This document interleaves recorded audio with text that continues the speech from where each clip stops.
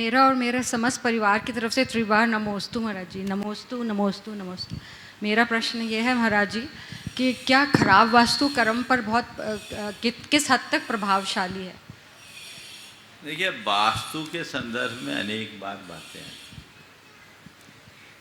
लोग वास्तु को नहीं मानते, आजकल वास्तु का हवा बना रखे। वास्तु कुछ नहीं करता, ये कथन भी उपयुक्त नहीं है। तो वास्तु ही सब कुछ करता है, ये कथन भी ठीक नहीं। कर्म का फल द्रव्य, क्षेत्र, काल और भाव के आश्रय से मिलता है। तो अनुकूल द्रव्य, क्षेत्र, काल, भाव मिलने पर कर्म का फल हमें वैसा मिलता है। अब वास्तु क्या है? क्षेत्रगत अशुद्धि उसका एक हिस्सा है ना। काल भाव तो है, द्रव्य है ना।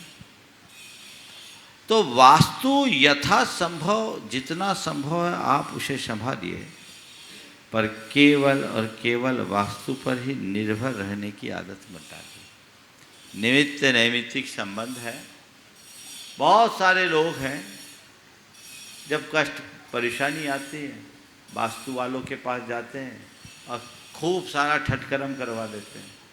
मैं एक की फैक्ट्री में गया था, कुछ दिनों से वो परेशान थे। मैं गया तो देखा काफ़ी सारा स्ट्रक्चर तोड़ा हुआ था। मैंने पूछा क्या बात है भाई, ये भी वास्तु के भेद चढ़ गया? बोले हाँ महाराज चढ़ गया।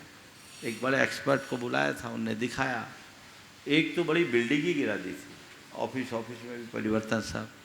हमने कहा ये सब परिवर्तन तो कर लिया आपने, कुछ परिवर्तन आया? बोले नहीं आया।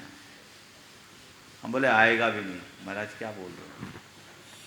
आएगा भी नहीं। महाराज जी आप क्या बोल रहे हो, ऐसा मत बोलो। बोले भैया बैकग्राउंड मुझे मालूम था, उस आदमी ने ओवर एस्टिमेट धंधा कर रखा था। हम बोले जो ओवर एस्टिमेट धंधा करेगा वो मिटेगा, ये शास्त्र का वचन है और अनुभवपूर्ण सत्य है, इसमें परिवर्तन नहीं हो सकता। तेरे जीवन में जो विसंगति आई वो तुम्हारी गलत नीति के कारण आई। क्षमता से बड़ा काम कर लिया, बैंक का बड़ा कर्जा, बाजार का बड़ा कर्जा। और मारवाड़ी में एक कहावत है, ओछी पूंजी धनी न खाए। तुमने ये किया, अब तुम वास्तु देखो चाहे आस्तु देखो, गलत नीति अपनाकर कभी सफल हो नहीं सकते। मैंने अनेक लोगों को देखा। फिर मैंने उनको सलाह दिया, महाराज अब क्या करें? हमने कहा भैया देख, किसी को अपने साथ पार्टनर बनाओ, कोई पूंजी लगाए काम करे तो गाड़ी चलेगी। कर्जा लेके तुम नहीं चला सकते। और ध्यान रखना, सिर का वजन लेकर पहाड़ नहीं चढ़ा जा सकता, बाजू का वजन लेकर सब कुछ करा जा सकता। तुम्हारे सिर का वजन है।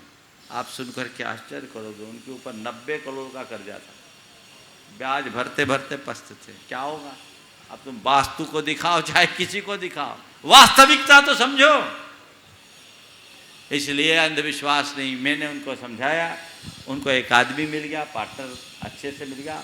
यूनिट बड़ी थी, प्रोजेक्ट अच्छा था, पार्टनर मिला संयोग से। उसमें भी उनको 2-3 महीने लग गए और पार्टनर मिल गया। मालूम वास्तु वाले ने क्या बोला? ये पार्टनर हमारे वास्तु सुधारने से मिला। इतने दिन आपकी बुद्धि नहीं हुई, पार्टनर मिला। ले महाराज भी वास्तु शुद्ध होने से आए।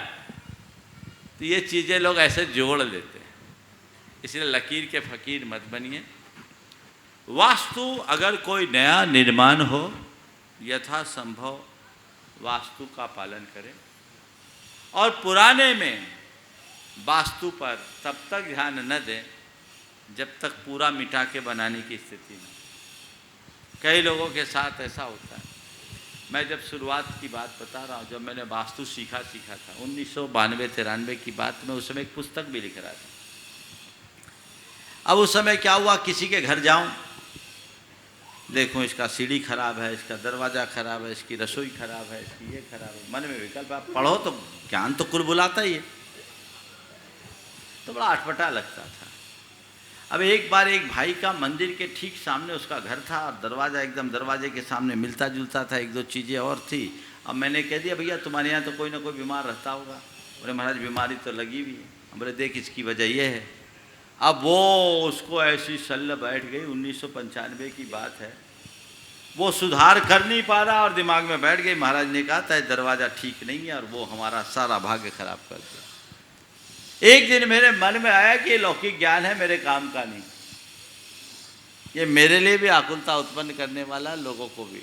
मैंने उसी दिन उसको बांध करके रख दिया और एक अच्छे आर्किटेक्ट को अपनी पूरे नोट्स दे दिया। उन्होंने वास्तु विमर्श के नाम से किताब भी निकाल दी। मैंने कहा उसे, मेरा उन्होंने कोट किया और मैंने बोला ठीक है। फिर मैंने बिल्कुल दिमाग से हटाया। मंदिर के विषय में यत्किंचित जितना आवश्यक अपेक्षित उतना ठीक है, बाकी बहुत वास्तु वाले उनको देखो, पर मैं कहूँगा वास्तु के साथ वास्तविकता का ध्यान रखना ज़्यादा अच्छा।